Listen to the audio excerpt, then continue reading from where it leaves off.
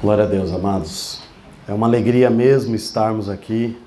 Confesso aos irmãos que nós, quando programamos vir aqui, acompanhar os irmãos na conferência, nós estávamos ansiosos em conhecer a Igreja do Senhor, nesse país, que é São Tomé e Príncipe. E estamos muito contentes daquilo que estamos conhecendo e vendo, por entender um pouco mais profundo o que é a vontade de Deus e o plano de Deus sobre a terra. Eu vou pedir aos irmãos que estejam abrindo as vossas Bíblias, o livro do profeta Jeremias. Aqueles que estão sem Bíblias, não tem problema, eu vou ler com bastante pausa e calma. Jeremias capítulo 12. Jeremias 12.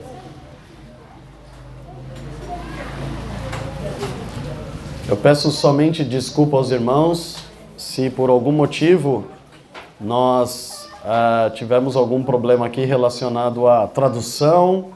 Então, se tiver muito diferente aí, levanta a mão, me chama a atenção aí que a gente faz um ajuste aí, tá bom? Jeremias capítulo 12, todos acharam? Nós vamos ler o versículo 5, vai ser a base da ministração de hoje.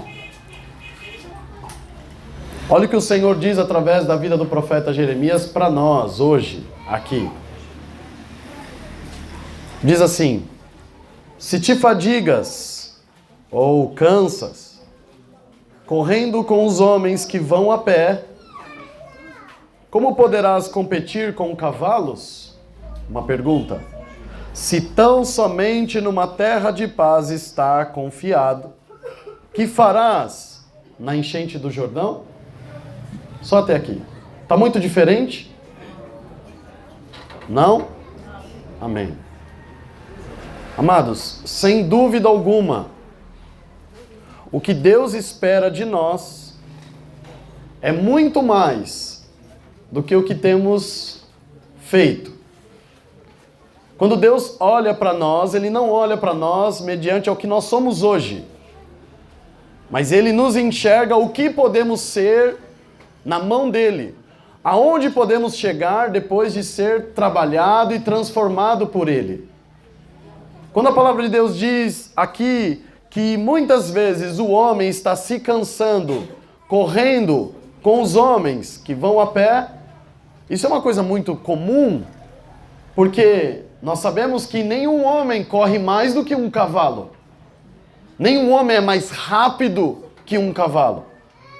Então o que é justo? Se você for competir numas Olimpíadas, lá você não vai ver homens competindo com cavalos. Você vai ver homens competindo com homens. Categorias iguais. Por quê? Porque isto é justo. Mas Deus aqui nos faz um desafio. Ele fala assim: Diogo, você está se cansando, competindo com coisas, fazendo coisas comuns, coisas normais, o dia a dia. E quantas vezes nós estamos cansados, desanimados, por conta da nossa vida comum, por conta do dia a dia. Tem que acordar e lutar para conseguir o pão de cada dia. Isso é o que todas as pessoas fazem no mundo inteiro. Mesmo existindo uma grande diferença em muitos países, em termos econômico, todo mundo acorda de manhã e vai para a rua para lutar, trabalhar e trazer o sustento para casa. Isso é o que todo homem faz. E a Bíblia diz assim: se você está se cansando tendo esta vida comum e normal como todo mundo tem, como é que você um dia vai vencer os cavalos? Mas Senhor, é impossível um homem, é impossível eu, é impossível você correr mais que um cavalo. Porque o que Deus está dizendo aqui na sua palavra, que essa é a esperança e a expectativa dele para com a minha vida e para com a sua vida. Nós temos alguns homens na Bíblia que foram homens que fizeram muito mais do que o que nós já temos feito, do que a grande e imensa maioria fez. Homens que viveram o sobrenatural de Deus. Homens que com a sua autoridade abriram o mar. Homens que pela sua fé caminharam sobre as águas. Homens que pela sua fé mataram um urso, leão e derrubaram um gigante que era o dobro do seu tamanho com uma pequena pedra. Homens que fizeram sinais, prodígios, proezas grandiosas. É isso que significa competir com cavalos. Homens que foram muito além da sua capacidade normal. Mas a pergunta é: como nós então podemos chegar até este lugar? Como nós podemos viver a expectativa que Deus tem? O que Ele espera de mim e de você? Porque nós estamos diante de tantas dificuldades e aflições. Como é que nós podemos chegar até onde Noé chegou? Como é que nós podemos enfrentar o que Jó enfrentou e permanecer firme? O que esses homens viveram e passaram foram coisas sobrenaturais. Se olharmos para a vida do apóstolo Paulo, nós vamos entender um pouco mais profundo. Um homem que tinha uma autoridade e um poder em Deus tão maravilhoso, que faziam simplesmente, amados, nós vemos e conhecemos pela palavra de Deus, que a autoridade deste homem, deste apóstolo Paulo, era conhecida e temida até pelos demônios. Mas tudo isso, amados, só será possível. Nós só chegaremos lá se entendermos a segunda parte deste versículo. Ele fala assim: se ti, tão somente numa terra de paz, você está confiado, ou seja, se você está vivendo de uma forma confortável, lá no Brasil nós chamamos de cômodo. Você está bem, sabe quando você está ali numa posição sentada, ruim, incomodando, e de repente você encontra uma posição mais gostosa, e aí você consegue ficar por horas e horas, porque você encontrou uma posição confortável. Ele falou: o problema que nós estamos competindo com os homens, vivendo uma vida comum, e ainda estamos nos cansando, é porque nós, o homem, o tempo inteiro está buscando um lugar confortável. Ele fala: se tão somente numa terra de paz está confiado, o que você vai fazer quando a enchente do Jordão vier e levar tudo? Porque é isso que a enchente faz. Ela destrói tudo, ela leva tudo que você tem. E você fica sem nada. Então vamos pensar em algo aqui, amados. Se hoje nós estamos falando destes homens que eu citei até aqui, que a Bíblia relata, eles só são conhecidos hoje porque um dia na vida deles, uma grande enchente veio e eles perderam tudo. Um dia Noé recebe um desafio: fazer uma arca, um barco. Mas como fazer um barco se ninguém sabe nem o que é isso? Nunca tinha chovido. Como assim um barco? Não sei se você sabe, amados, mas Noé levou quase 100 anos para fazer o barco. 100 anos. Um dia, José é vendido pelos seus próprios irmãos para se tornar escravo. Num dia ele era o filho preferido do pai, cheio de privilégios, de cuidados, e no outro dia ele era um escravo. Ele perdeu toda a mordomia, toda a vida boa que ele tinha acabou, da noite para o dia. Um dia a enchente veio e levou tudo que ele tinha. Acabou com a vida dele. Mas se hoje nós falamos de José, foi porque esta enchente veio. Porque se ela não tivesse vindo, José seria um homem crescido e mimado pelo pai. A Bíblia fala lá em Gênesis 37 que ele já era mimado pelo pai. O pai não deixava ele trabalhar. Não, vai os seus irmãos trabalhar. Você não, você fica aqui. Você fica aqui com o papai. Como é que uma criança dessa cresce? Folgada, mimada, chata. A Bíblia diz em Gênesis 37 que sabe o que ele fazia? Ele ia ver o que os seus irmãos estavam fazendo e depois vinha contar para o pai depois chamar a atenção deles. Como é que esse homem ia ser um homem de Deus? Deus precisava fazer com que a enchente viesse e tirasse todo o conforto, a tranquilidade que ele tinha. Entenda, amados, entenda o que eu vou dizer aqui.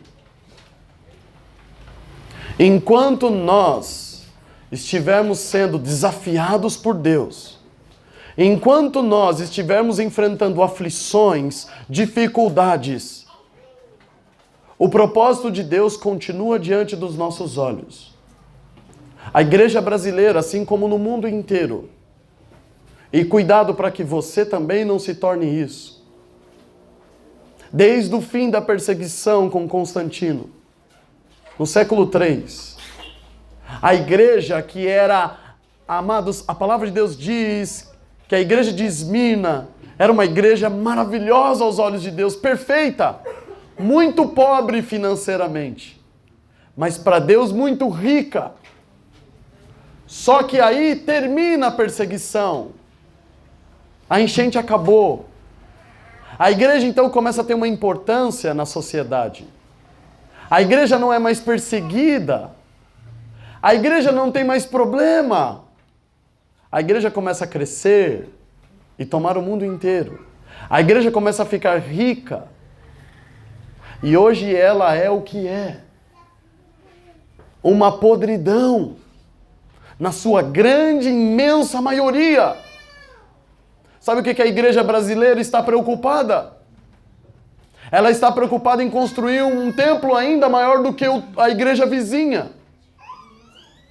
A igreja brasileira, os pastores, estão preocupados em ser mais conhecidos uns do que os outros. Cristo não é importante. Jesus não é prioridade. Se der tempo, vamos falar de Jesus. Se sobrar um pouquinho de tempo aqui, nós falamos da cruz e olhe lá. Estão preocupadas a igreja com a política brasileira. Amados, nunca na história do Brasil tivemos tantos deputados, senadores, governadores, prefeitos e vereadores, pastores. Está infestado as câmaras de vereadores, a prefeitura, os governadores, os políticos. Nunca tivemos tantos políticos cristãos no Brasil.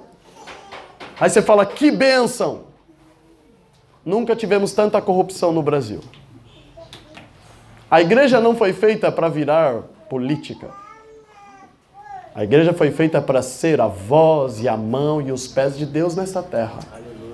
O problema, amados, é que a igreja agora está procurando ter o seu conforto, o seu descanso. Eu não quero ter problemas. Eu quero ficar aqui comendo e engordando. Ele fala, se você ficar nessa terra de paz, você nunca vai vencer os cavalos. Você nunca vai ser como o apóstolo Paulo. Você nunca vai ser como José. Não chegará perto daquilo que Jó foi. Você nunca vai ser o que Deus espera de você se você buscar um lugar confortável para ficar. Porque o lugar confortável atrofia, prende você, amarra você daquilo que Deus quer para a tua vida. Por isso que o evangelho é chamado de loucura para os homens. Porque tudo que um homem quer é ter uma vida mais confortável. Tudo que o homem quer no mundo inteiro é ter uma vida mais folgada.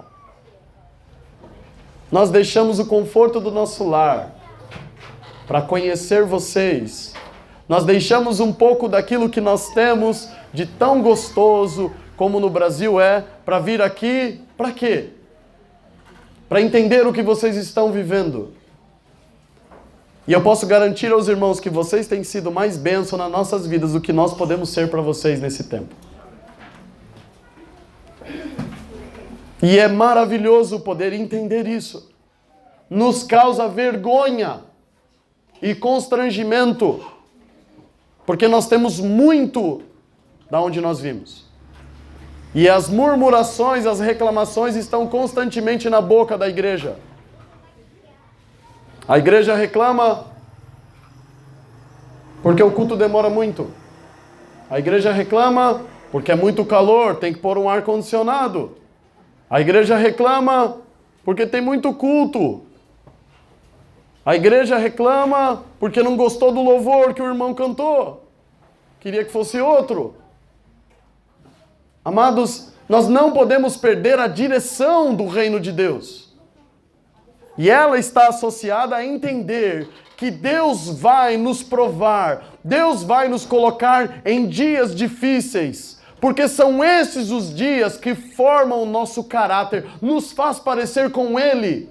Foi assim com Jesus. Se hoje nós temos algo a agradecer a Deus, foi porque um dia Ele veio aqui, Ele deixou todo o seu conforto, Ele deixou toda a sua glória, Ele deixou tudo que Ele tinha para vir aqui padecer, sofrer por mim e por você. Se hoje nós temos algo a agradecer a Deus, foi porque um dia a enchente veio sobre Cristo.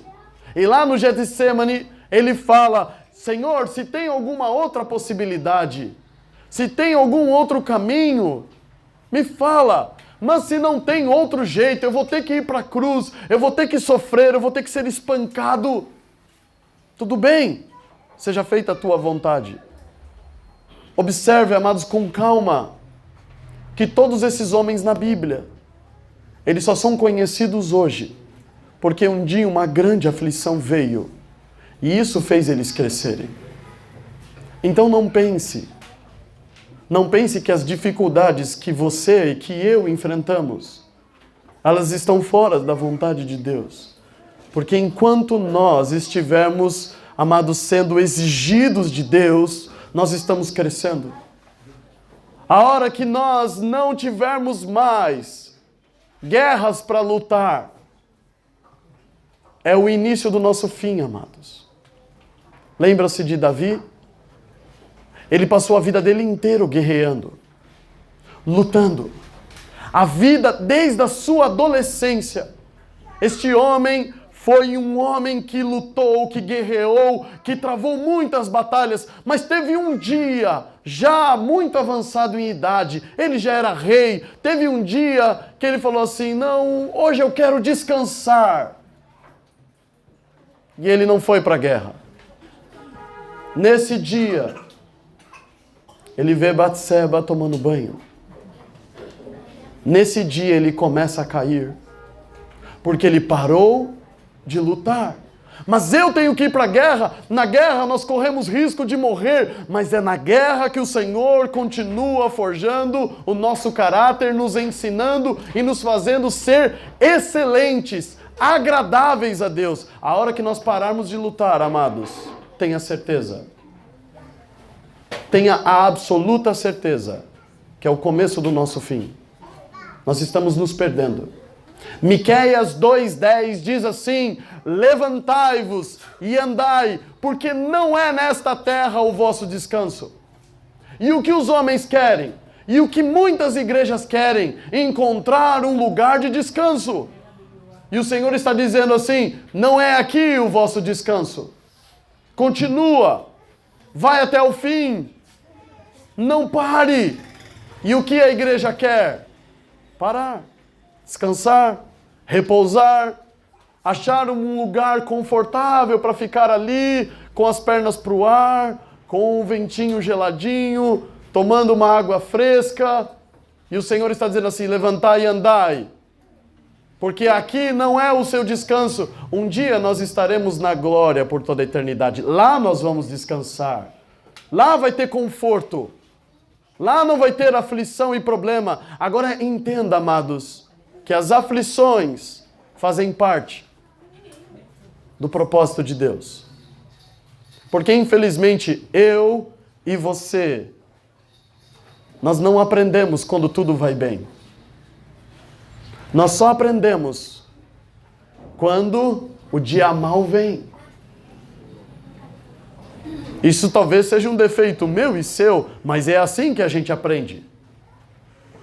A criança só estuda porque vai ter prova, porque se não tivesse prova, não estudava. Não estudava. Mas se vai ter um dia que ela vai ser desafiada, ela tem que fazer o quê? Ela vai lá e começa a estudar. Agora, se ela estudasse todos os dias, não precisava ter prova. Mas por que tem que ter a prova? Porque não estuda. Lá no Brasil é assim, eu sei que aqui não é assim. No Brasil é assim. Aqui eu sei que não. Né, crianças? Aqui não é assim. Abra a tua Bíblia na segunda carta que Paulo escreve aos irmãos em Coríntios.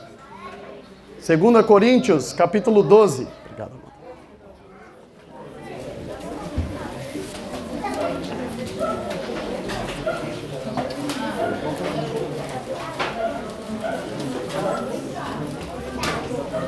Eu sei que aqui as crianças estudam bastante.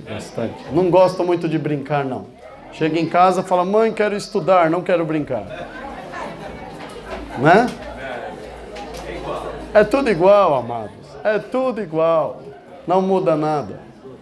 Só muda o endereço da casa. Só isso. 2 Coríntios capítulo 12.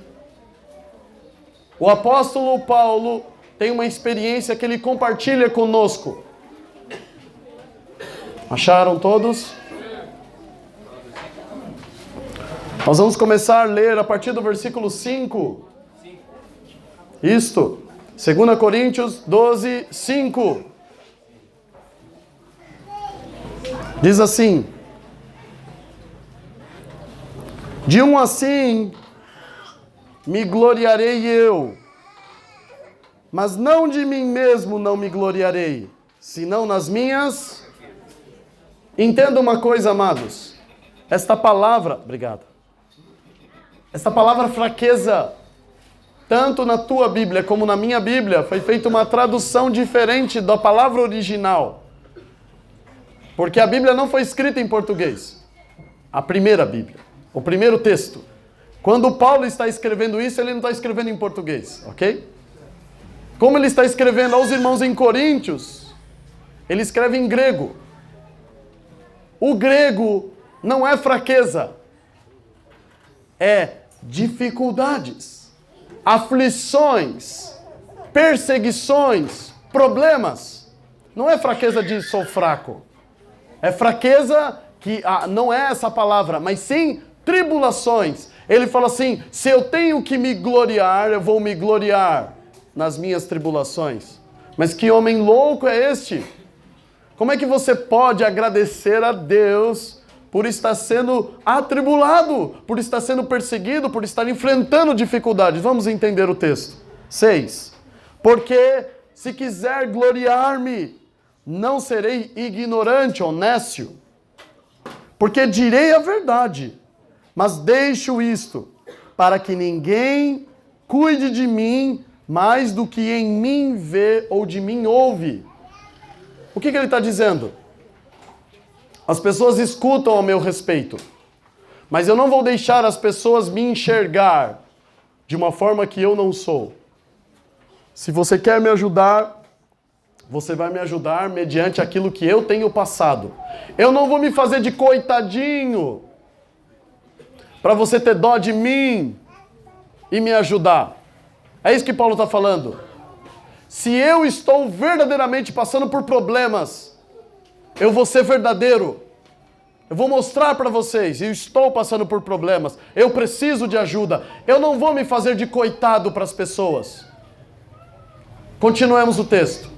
7.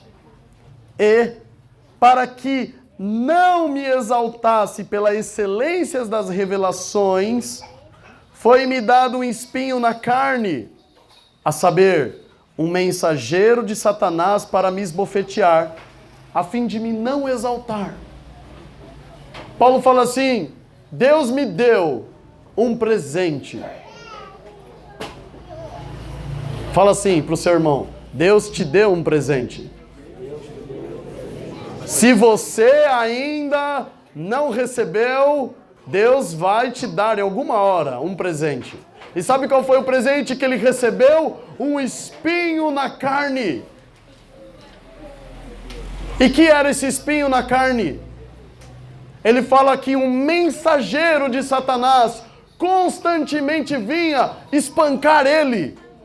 Por quê? Ele fala, porque era-me dado revelações tão profundas que Deus não queria que eu viesse a me perder. Olha que interessante, deixa eu explicar melhor.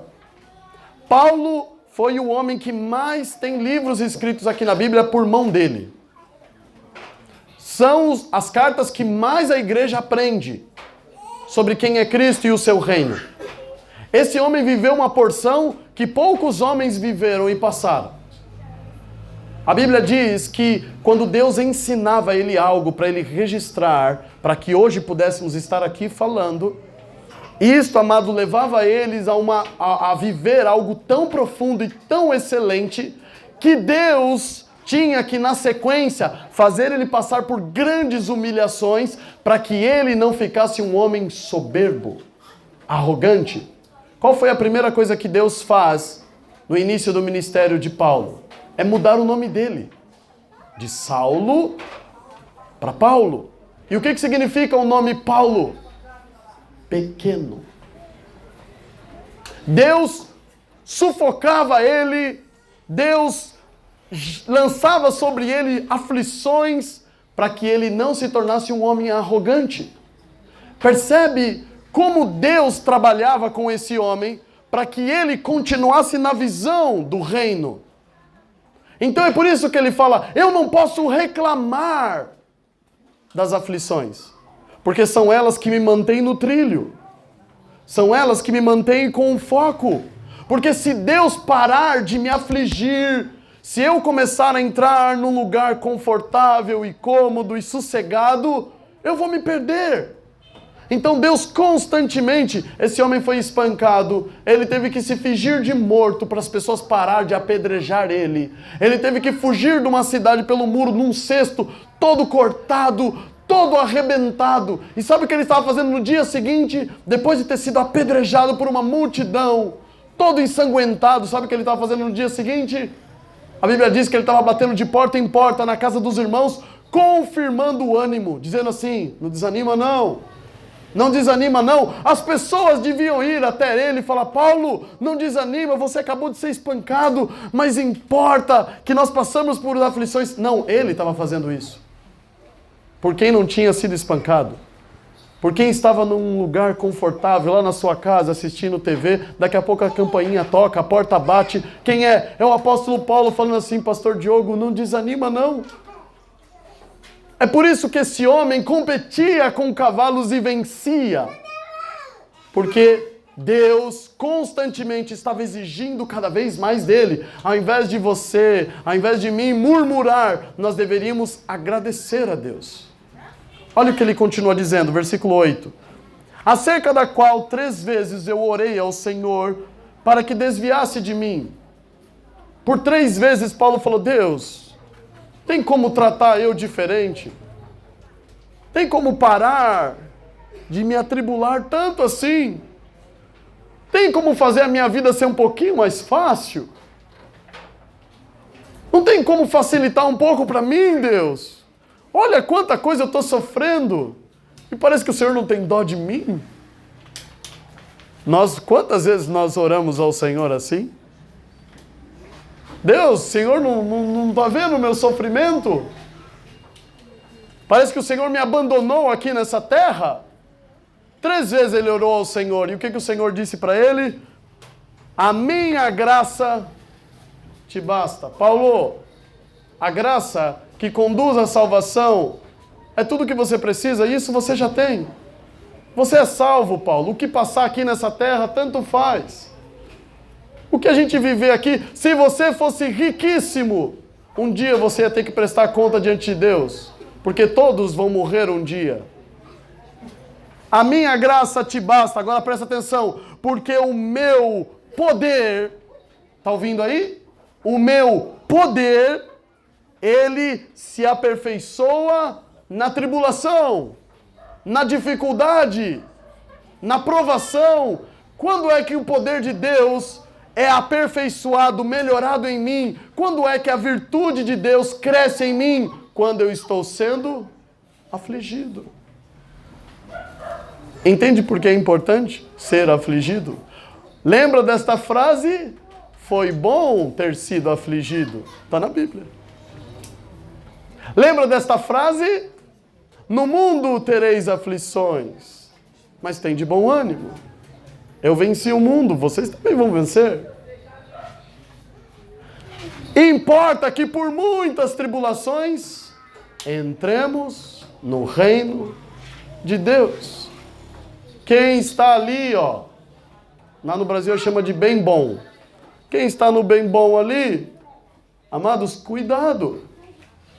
É bem provável que este não entre no reino de Deus, porque importa que por muitas aflições entremos. Então, ao invés de você estar fugindo das aflições, é isso que Paulo está falando, nós temos que começar a olhar para elas e falar, Senhor, obrigado, porque são elas que me fazem crescer. É através das aflições que o teu poder é aperfeiçoado em mim. Mas, pastor Diogo, você não sabe como é aqui. Como é difícil viver aqui. Como é difícil servir a Deus de forma genuína nesse lugar.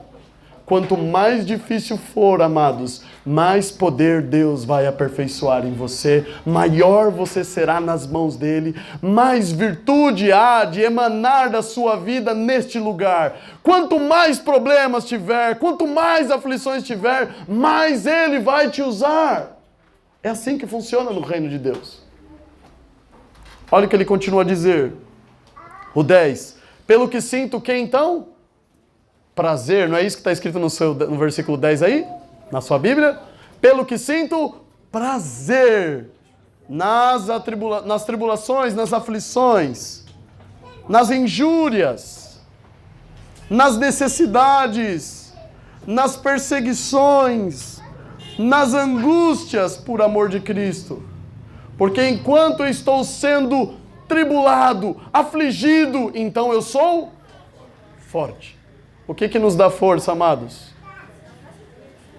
Vencer as aflições. Não é só ter aflições, porque você pode estar passando por problemas e murmurando. É vencer elas. É olhar para as necessidades, é olhar para as injúrias, é olhar para a angústia e glorificar a Deus. No capítulo 4 de Romanos, Paulo fala que Abraão, ele foi fortificado na fé, fazendo o quê? Dando glórias a Deus. Como é que você todo dia cresce um pouquinho o músculo da sua fé? Dando glória a Deus. Por 25 anos, ele esperou a promessa se cumprir na vida dele. Um filho de uma mulher estéril. E todos os dias ele acordava, ele olhava para Sara. E aí, Sara? Tá sentindo um enjoo? Tá sentindo alguma coisa? Não estou sentindo nada. Glória a Deus. Mas, Abraão, tá passando muito tempo, eu sei. Você já tem quase 100 anos, eu sei. E isso me deixa ainda mais feliz. Por quê?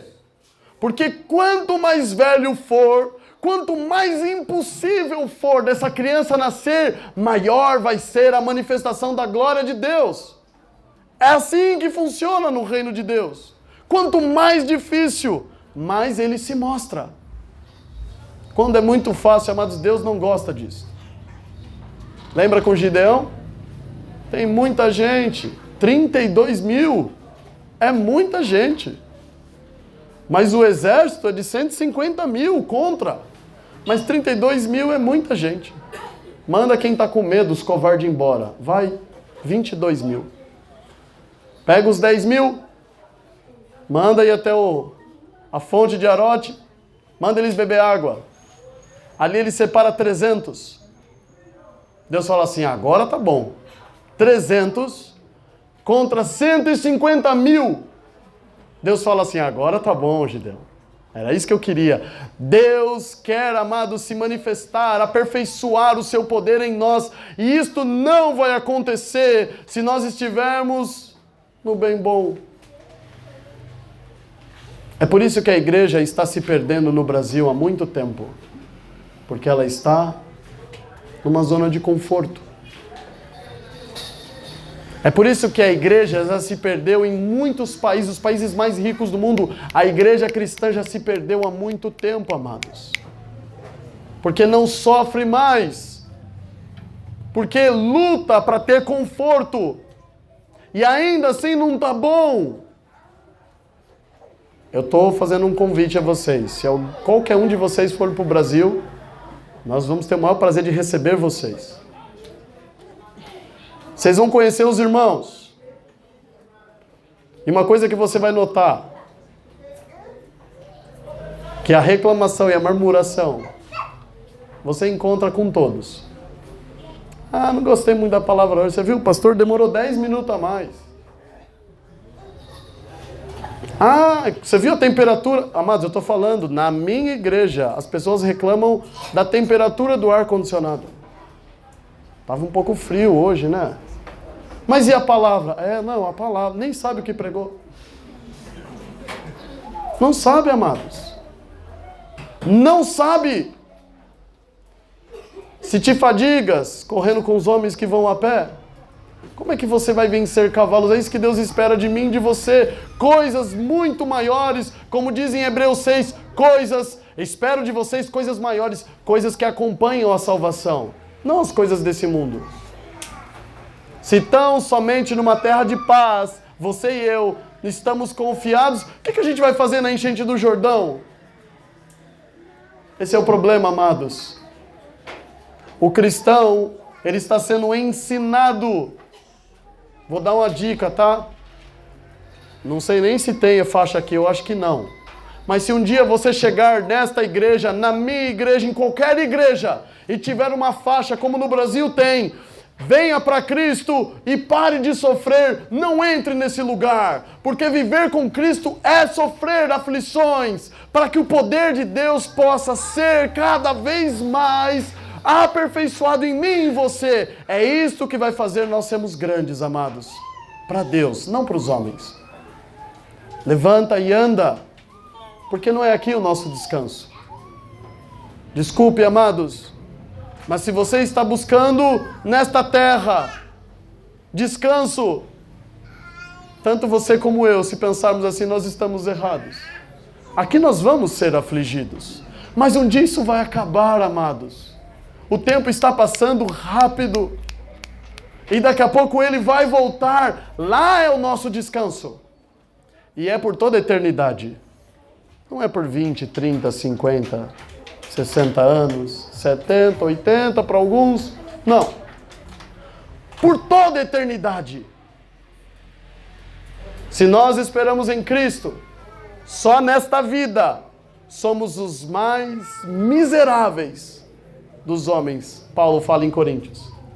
Porque Cristo não veio para resolver a nossa vida aqui.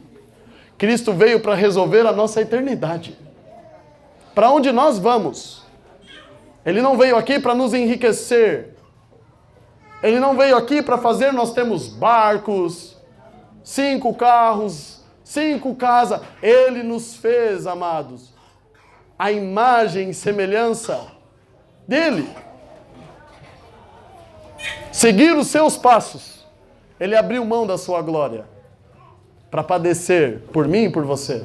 E nós temos que também seguir as suas pisaduras, enfrentar o que for, prevalecer sobre todas as dificuldades, para que a glória dele então possa ser manifestada em mim e em você. É assim que funciona o reino. Desculpe, tudo o que está sendo dito aqui você leu. Não é uma invenção. Um dia veio aquele pastor lá do Brasil e falou aquelas coisas. Não fui eu que falei, você leu. É o que a Bíblia diz. Se você escutar alguma coisa diferente, com certeza, essa pessoa não vai estar lendo. Ela vai estar falando do que ela acha e do que ela pensa. A minha e a sua opinião não vale de nada diante da palavra de Deus. Amém? Amém mesmo? Amém. Glória a Deus, então. Louvado seja o Senhor.